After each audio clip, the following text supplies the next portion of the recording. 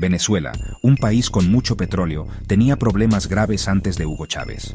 Por muchos años, dos partidos políticos principales, Acción Democrática y COPEI, gobernaron. A este sistema se le llamó puntofijismo. Prometía que las cosas estarían estables. Pero con el tiempo, muchos venezolanos sintieron que se volvió corrupto. Creían que solo ayudaba a los ricos y poderosos. Parecía que el sistema no tomaba en cuenta a la mayoría de la gente pobre. La confianza en estos partidos de siempre empezó a disminuir. Esto abrió la puerta para que surgieran nuevas voces en la política. El viejo sistema se estaba cayendo a pedazos a finales de los años 1980. Los problemas económicos empeoraron la falta de estabilidad política. La riqueza de Venezuela dependía mucho del precio del petróleo. Cuando los precios del petróleo en el mundo bajaron mucho en los años 80, la economía sufrió bastante. El gobierno había pedido mucho dinero prestado cuando el petróleo valía mucho. Ahora le costaba pagar sus deudas. Esto llevó a que quienes prestaron dinero desde otros países impusieran medidas de ahorro forzoso. Estas medidas afectaron mucho a los venezolanos comunes. La inflación subió muchísimo y la vida se hizo más difícil para muchos. La promesa de que la riqueza del petróleo ayudaría a todos parecía un recuerdo lejano. La crisis económica hizo que mucha gente se enojara. El descontento de la gente creció rápidamente. La diferencia entre ricos y pobres se hizo mucho más grande. Mucha gente vivía en pobreza, especialmente en los barrios humildes alrededor de Caracas. No tenían servicios básicos como agua limpia y atención médica.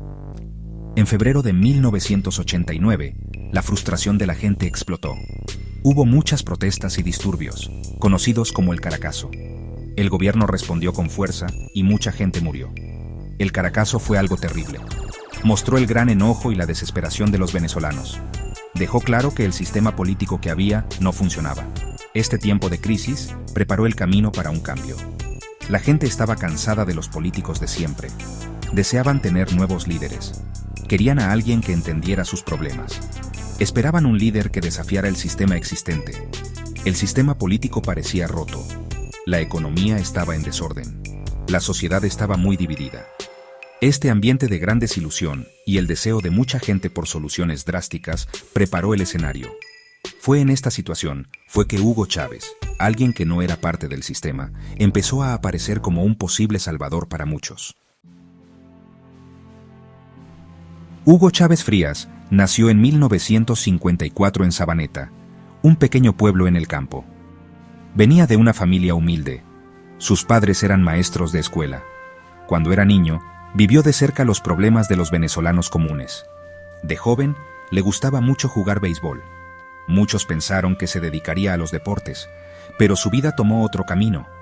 Estas primeras experiencias de la vida en el campo y la pobreza ayudaron a formar sus ideas políticas más adelante.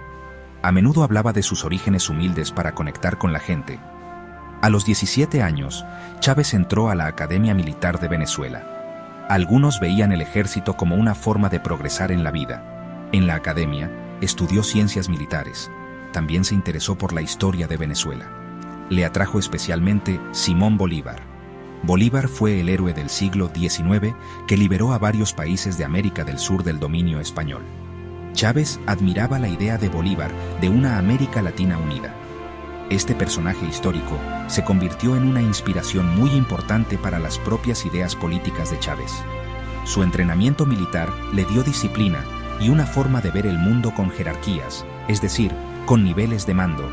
Dentro del ejército, Chávez y otros oficiales que pensaban como él se sintieron defraudados.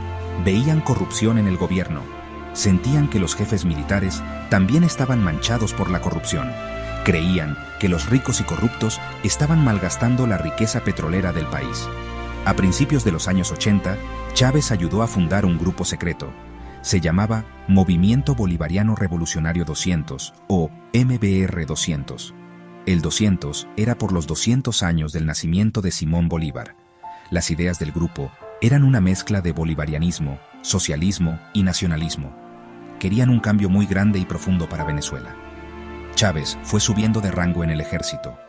Llegó a ser teniente coronel de paracaidistas. Mientras tanto, planeaba en secreto cosas con sus compañeros del MBR 200. Criticaban mucho al sistema del punto fijo. Sentían que ese sistema había traicionado al pueblo venezolano. La crisis económica de los años 80 y las protestas del Caracazo en 1989 los convencieron aún más. Creían que se necesitaban acciones fuertes.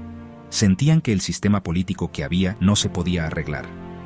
Esta idea los llevó a planear un golpe de Estado para quitar al gobierno.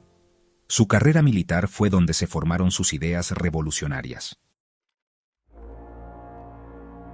El 4 de febrero de 1992, Hugo Chávez dirigió a su grupo MBR-200 en un intento de golpe de Estado.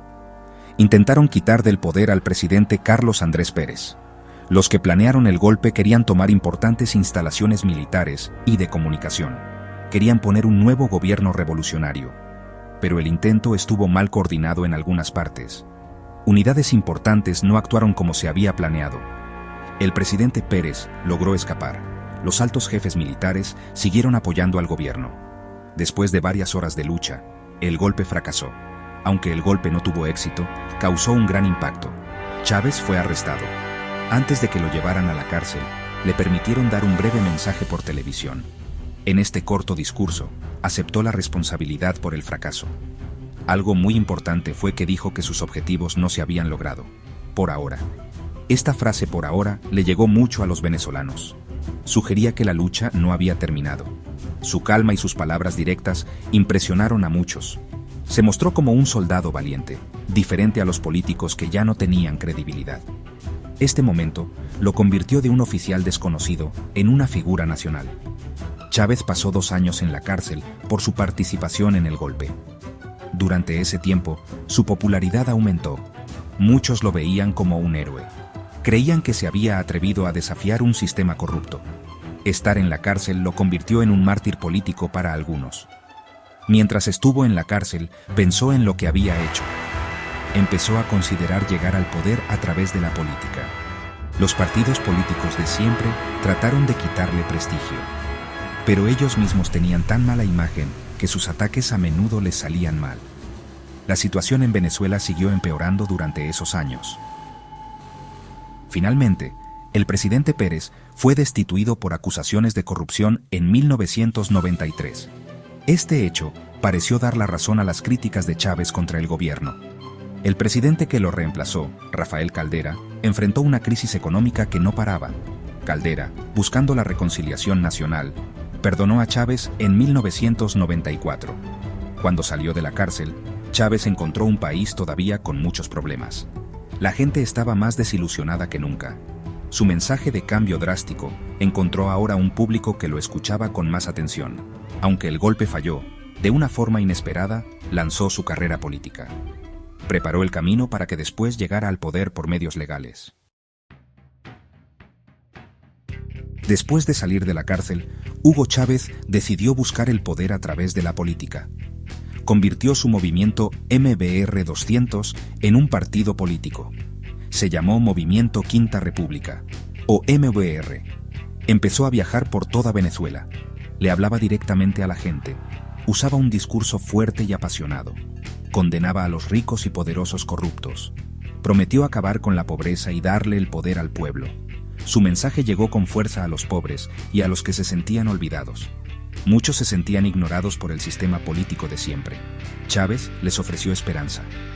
La campaña para las elecciones presidenciales de 1998 estuvo muy dividida. Chávez se presentó como alguien de afuera del sistema. Era una opción clara frente a los partidos ya conocidos. Sus oponentes trataron de mostrarlo como un radical peligroso.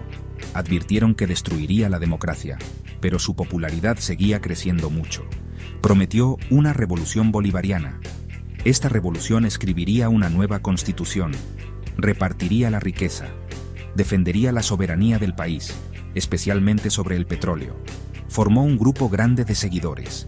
Este grupo incluía gente de izquierda, estudiantes y partes de la clase media que estaba desilusionada.